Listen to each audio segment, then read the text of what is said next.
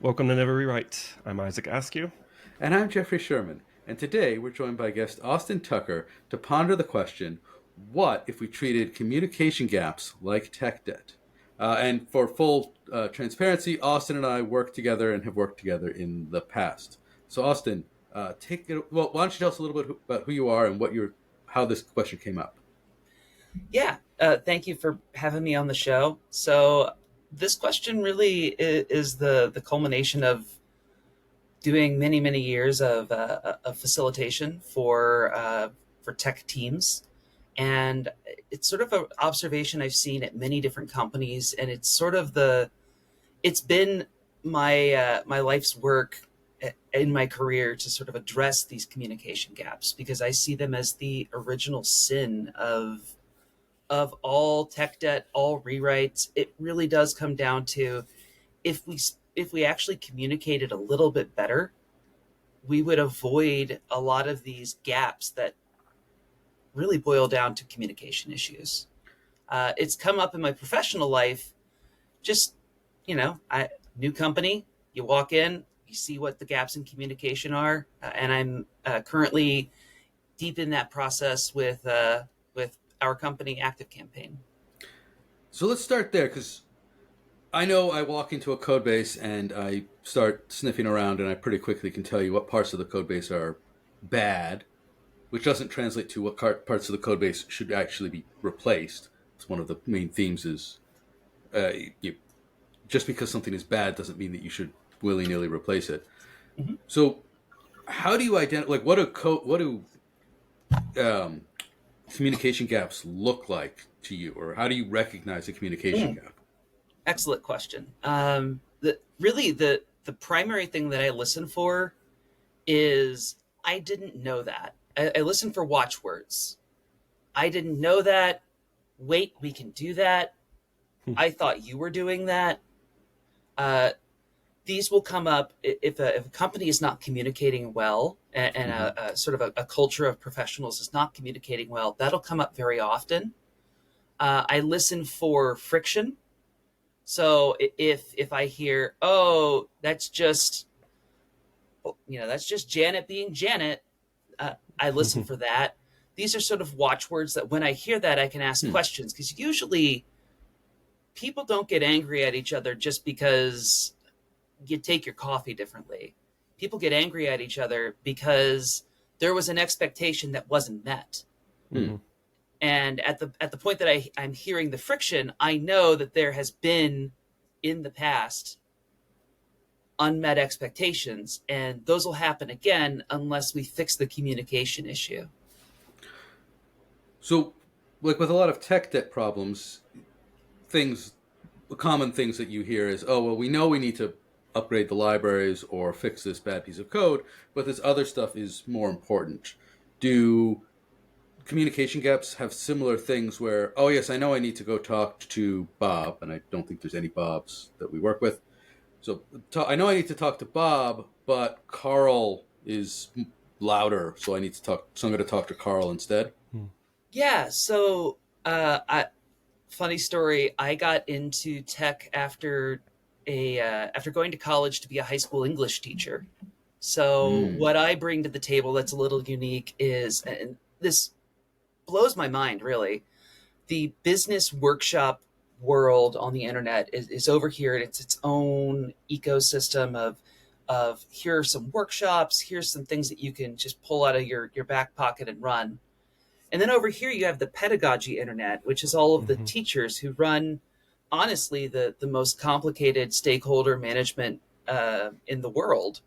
120 kids who all have different needs, different wants, different desires, and some of them actively want you to fail.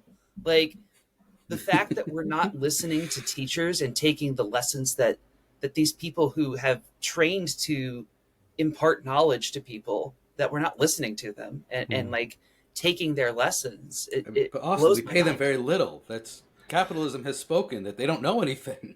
I mean, guess why I'm here and not in an English classroom. Okay, so communication styles and problems. So how do communication gaps result in, say, more tech debt or make tech debt intractable? Yeah. Well, here's a imagine you were making pizza, right? Mm-hmm. I love physical metaphors. They make abstract concepts a little easier. Let's say that we're all making a pizza together.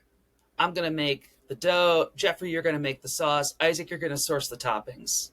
Cool, great. Here's the thing. I don't know what your level of pizza making is, and if that's all that I do, Mm-hmm. Jeffrey, you might make a pizza that's really sage heavy, like a pizza sauce. Mhm. It's like, I don't know, you put a bunch of sage in because you like sage, I do and like then sage. Isaac, you get me a sausage that uses thyme instead, so it clashes with the sauce, right? And then I make a dough, and it's thin and crackery instead of everyone really wanted like a regular hand tossed crust. And by the time that we realize what we've done, oh Hmm. crap, we've already baked a terrible pizza. Mhm. Right. It's Whereas too. it's too late, right? This feels like an analogy with lean and just in time, where if you don't know what kind of dough and what kind of sauce and what kind of toppings that you're going to put together, by the time you have all those pieces together and it becomes obvious, it's too late. Mm-hmm. Whereas if we used so just as an example, I last week I had a bunch of people come in, and this was a way that I addressed a communication gap. I everyone had everyone came in saying, yeah, I communicated very clearly, like, here's all of the Figma documents, here's the specifications. We wrote a PRD, and so I sat down, I printed out everything, I handed it over, and I said, I want you to make this physical, lay it out on the table for me, so that I can see every step of the process. And there was kind of oh, that's easy, and then the reality set in, and I was like, oh, this is going to be good, Hmm. right? Like, the only difference in the conversation, like, the same data got communicated. The only difference is that I forced everyone to sit down to the table and actually physically build a model together. Like, I forced them to prototype without writing code. Hmm. And like that, as a facilitator, when I walk in and I see, oh, we're having trouble with requirements are being missed, and I don't want to say that they've been missed. It's just, the requirements Overlooked. document. We go out, we do something, we come back, we go, this wasn't what we wanted, right? Right. Mm-hmm. Uh, Finding way, me as a facilitator, I want to find ways to speed up that flywheel, so that instead of spending 6 weeks developing something that doesn't match our needs, we spend 2 hours knocking something out, so we all know and can tell the story of, this is the component we're building, this is why we're building it, and this is the value we think it will result that will result from it, I should say. So and it really does come down to setting those expectations, agreeing on what we're going to deliver, and then finding ways to work together very quickly to get things done. And um, this is something to edit out later, but do you edit? I don't know. Is this going to be a thing that ends up in the podcast anyway? Probably. Uh, Go ahead, say it. Say it Okay. now. So another thing that I sort of worked on is this is a solved problem now with AI. Hmm. You can create, and I like, this is a one paragraph prompt I'm happy to provide. What my prompt does is it takes from the pedagogy community, so it looks at high school English teachers and math teachers and all of the activities you learned in high school, uses those, translates them into business speak, and then explains why. So it says, hey, Ooh. here's your agenda. Here's Yeah. why I chose the activities that I chose. Here are the things you need to do to maximize learning retention. It's like having a teacher in your back pocket review all of your meetings, and it's Oh, I would love incredible. this prompt. I feel like we should almost start over and to do a new episode on using AI to act as a teacher to set up your meetings so that you can get a lot out of your meetings, because that's a horse we beat a lot. Yeah. I would love to do it on a separate episode for sure. Yeah. All right. But, Yeah, no, it will be better later. It's just not quite there yet. I put this together yesterday, and I'm still just like, wait a minute, this thing's better than me. Oh, the existential dread. Nice.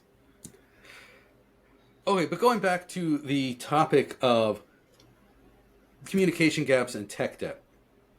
If, like, I remember at Guaranteed Rate, they had a mantra of the third response, pick up the damn phone.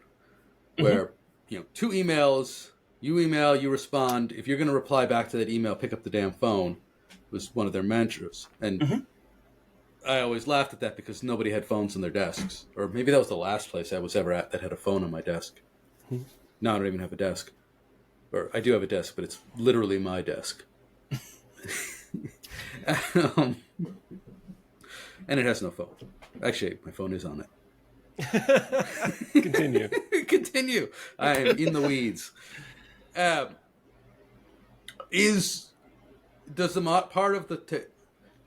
of the reason that there's gaps now, or are gaps getting worse because people are not physically near each other and they don't have the inclination to pick up phones? Yes and yes. And I don't think the solution is, and this comes up a lot. I don't think the solution is, pull everybody in so we can get those organic conversations. I think the solution is instead, how can we make, hey, we have to go into the office and actually get together and talk this out. Mm-hmm. How do we make that exciting enough that people are willing to do it? Go ahead. Like earlier when you mentioned saying, hey, we're actually going to physically get everyone in a room and like try to make this model happen. Can we print out this PRD? Is there any way to like facilitate that, like in some kind of software where everyone's joining and trying to build it together so that, that remote people can do that same discovery work essentially? Yeah, you could certainly do this in a Mural or a Miro or whatever whiteboarding software you have access to. It seems like everyone's got one nowadays. Mm-hmm. It really does basically come down to take pictures of whatever prototype you have, put them on the page, physically move a token from place to place and say, hey, this goes to the next page. What data does it go through? What data processes do we need to do to it? What calls do we need to make, et cetera, et cetera? You physically create like new things for that. And you start it's called, in pedagogy, we call it chunking. Mm-hmm. So like the human brain is only able to hold on to 4 to 7 ideas at once. And the reason experts seem like they can do more is that they know how to chunk the information. Yeah. So if we build a meeting, if we build a thing that chunks the information for folks in the room, we do what's called scaffolding, which gives people the ability to succeed even if they don't have the knowledge to do so already in their head. It's kind of like the concept behind training wheels, right? Yeah. And these are things that like teachers have been doing for centuries, and we've never thought to bring these kinds of innovative solutions into the business world. And I think physically getting people into the office is one thing. It is one part of the equation. And I think the problems have gotten worse because we're all remote, one, so we only get together when we're on the phone and we plan to do so. And two, because we all kind of suck at facilitating conversations. Like, if you think about it, just as human beings, we kind of suck at this. Yeah. I think software developers are especially awesome at facilitating conversations. Uh-huh. Yeah. Yeah, I've had deep conversations with software engineers. I've certainly never had to juice a room full of software engineers to be like, okay, somebody please stand up and help me because I'm just alone up here. Is dripping in this. Yes. I'm just a girl standing in front of a bunch of software nerds asking you to participate. So that's why I really enjoy this analogy of a classroom, or like just the software engineers being kids, or I guess everybody being kids in this case here. Hmm.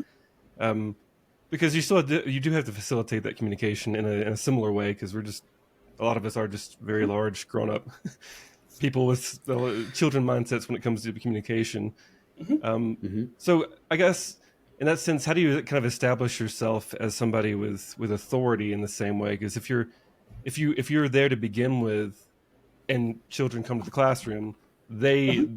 immediately see you as the teacher. Whereas if you come into an organization that's already been established and they've already got these Hmm. bad practices that you're talking about with, oh, that's just Janet being Janet, and Hmm. how do you come in and change it without being like the substitute teacher everyone laughs at? That's a great question, and I think the thing that I want to talk a little bit. There's a bit of an assumption that I heard in the way Mm. that you worded this, where adults are just kids with Big kids. yeah, big kids. Guess what the difference is between a 15-year-old and a 40-year-old? Like, Experience. other than experience, of course, but the only difference is that at the age of about 18, 19, we gain the ability to understand abstract concepts like, Really? war, peace, love. Yeah, those kind of big ideas. We finally get the ability to understand and internalize them. Hmm. But other than that, your brain is pretty much the same, maybe just a bit more wrinkly. Like, you still have a 15-minute attention span. You can't Mhm. just muscle your way through something. You need to change your task every 15 minutes. You still have the same memory limits. You still have the same forgetting curve that a child does. The only difference is that instead of me walking in and saying, "Hey, I'm the person who knows everything," I need to pull everybody along and make them feel like they're a part of the Mhm. solution. And so when it comes down to like getting authority, I'm not asking for authority. I Nobody likes to be in communication gaps. Like, Mhm. no one is enjoying the fact that I feel really bad for the Janets in the audience. If there's a Janet listening, like, I'm sorry, but If you use the name Janet, too much, it's and just you, Janet Karen. being Janet, right? Uh, no one likes that. No one wants to be mad at Janet. Janet doesn't want anyone mad at her. In fact, she thinks she's doing the best she can and doesn't understand why things are tense, Hmm. right? So I don't come in as an authority. I come in as relief. I'm like, hey, this sucks. Hmm. All of this sucks. Like, there's a better way, and I'm going to help teach it. Hmm. Uh, One thing that's really interesting about classroom management is that you think that kids crave anarchy and just being able to run around, but really kids crave order, and kids really want to make adults happy, like the adult in the room, and that you can still kind of pull on that as a facilitator. Hmm. No one wants to stand up and lead the room, so the person who stands up and leads the room becomes kind of that teacher Ah, figure, right? somebody's in And, charge, kind of feeling. Yeah. yeah, Hmm. oh my God, finally somebody's in charge. Somebody's driving the conversation. We're gonna finally fix the problem. Yeah. Exactly. Well, so that's something I wanted to get to because we're going with analogy and tech debt, and Mhm. the feeling that tech debt is insurmountable. It can't be, or everyone knows it's bad. No one knows how to fix it. And now somebody comes along, and usually the thing that somebody comes along and says is, "We're going to fix it. We're going to do it. Rewrite. We're going to throw all the old stuff away, and it's going to throw away all the old problems, and we're going to do it right, and it's going to be wonderful." When you're Mhm. talking about a communication gap, and you come in, and you're saying, "Okay, now we're going to fix it." Is Are you saying throw away the old communication styles? No, no, absolutely not. What I This is a very interesting thing, a very important thing. If you take nothing from this, remember cognitive load theory. And the idea is that we want to reduce the amount. So the idea is you can only take so much on your brain at once, right? Mm-hmm. There are two types of load that we can put on the brain. There's germane load, which is where the learning happens and we get better at things. And there's extraneous load, which is all of the junk that sort of surrounds the meaningful work. It's, oh, we got to make sure that we write the report. we got to get approval from Kevin. We gotta get. I'm just pulling names out of a hat here. It's okay.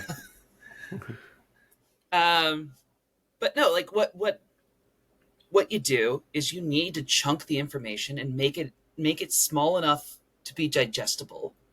You find one habit and you fix it, and you don't fix it with what, like, you don't go Googling and say, oh well, this expert said we should do this. We find answers based on fixing the root of the communication gap. Is the root that the business doesn't feel like they can trust engineering to deliver, and so they're pushing for a rewrite? Well, maybe the answer isn't a full rewrite. Maybe the answer is, what's one small thing that we can fix today, right? And I have found that if you go for the rewrite, if you go for the big change, the big splash, you run into issues almost immediately because you've overwhelmed everyone's cognitive load. Mm-hmm. And what do people do when they get cognitively overloaded? They check out. Yeah, sure thing. Whatever you want, just tell me what to do and I'll do it. Mm-hmm. And you are immediately getting worse product because of it. And I think the real rewrite trap is the friends we made along the way who yelled at us to do the whole thing at once. But seriously, like, people want to make big changes, which is great, but you can't do it without blowing out everyone's brains, like, cognitively speaking. Find ways to channel the load. Yeah. Find ways to do smaller things. Rewrite one.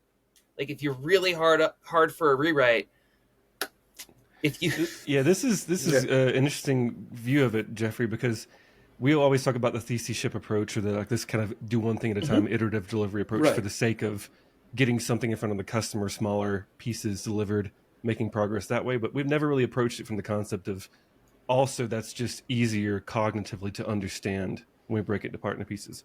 We know what we're doing, whereas wrapping our head around every big picture item is just inherently more difficult because it's inherently more complex. I think, we're so deep into it that it's just implied in our heads of, well, of course, changing 1,000,000 lines of code is harder than changing 100. But it won't be 1,000,000. It'll be 500,000 because it'll be so clean in the rewrite. The stories we tell. It'll be so dry. Yeah, there's also a very interesting. There's two problems that I want to bring up here that you're outlining, like, pedagogically.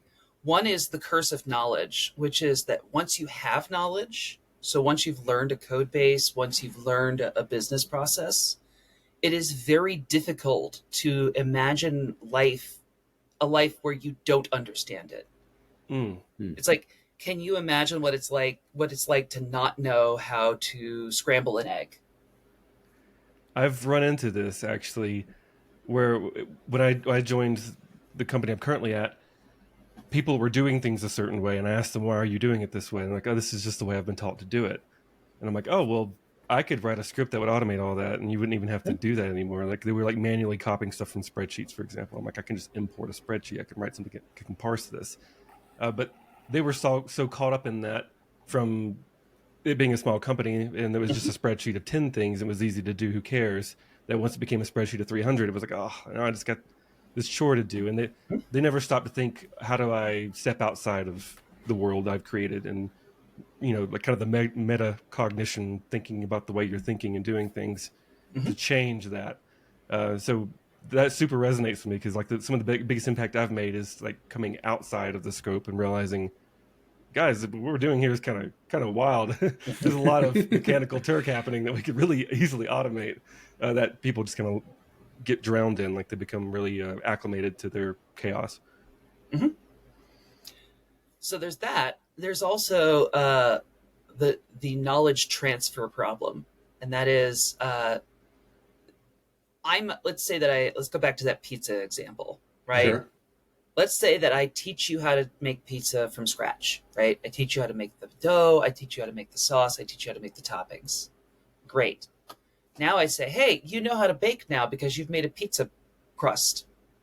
Can you bake a loaf of bread for me?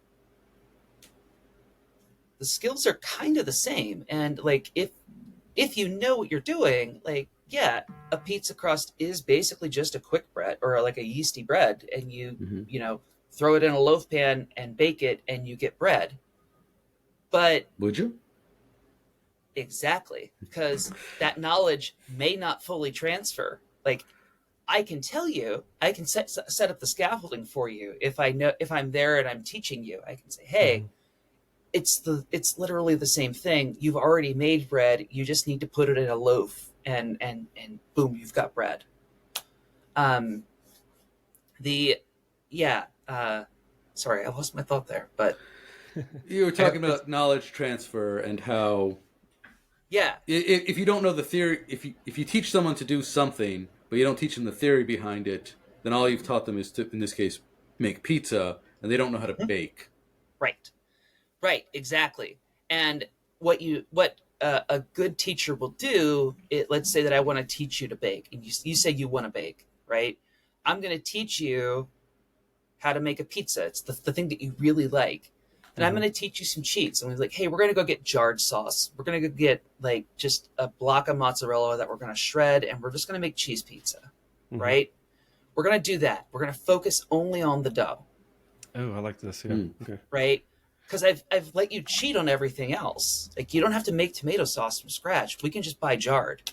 We Hmm. Mhm. don't have to source really nice mozzarella and like soprezzo sausage. We're just working on like we're like learning how to make pizza here. So we're You just gonna spend all buy a the bunch extra of time on the dough part. Yeah. Yeah. yeah, Reduce the cognitive load for the other items. Yeah. exactly. And like these are not hard concepts to teach, and they like once you hear them, they make common sense.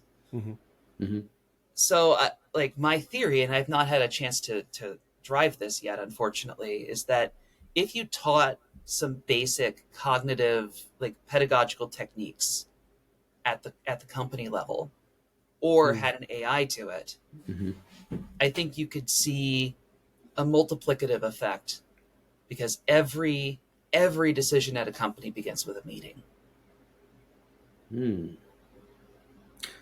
So I think you had everyone until this last part where people might say, "Uh oh, Austin says more meetings," and then everybody was just going to tune right out.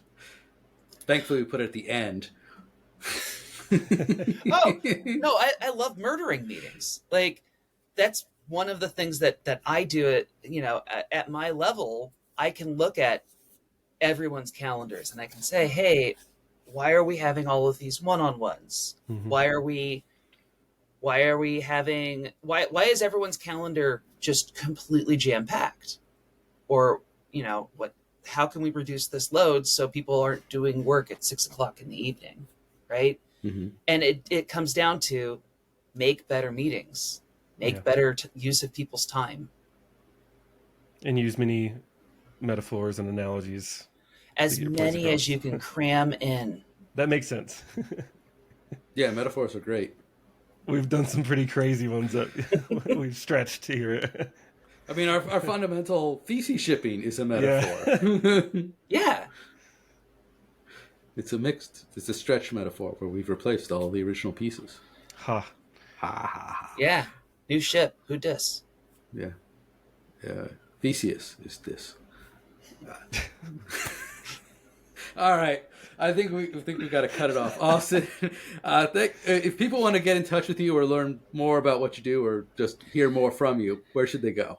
Yeah, so I have a site at thearcades.me. I also have a LinkedIn blog called It Came from the Arcades, where Hmm. I write about my adventures in using AI to improve communication at companies and Cool. generally like make my life easier. So if you like that kind of stuff, head on over there and follow me there. I will Awesome. definitely be. Well, thank you all for listening. I'm Jeffrey Sherman. And I'm Isaac Askew, and this is Never Rewrite.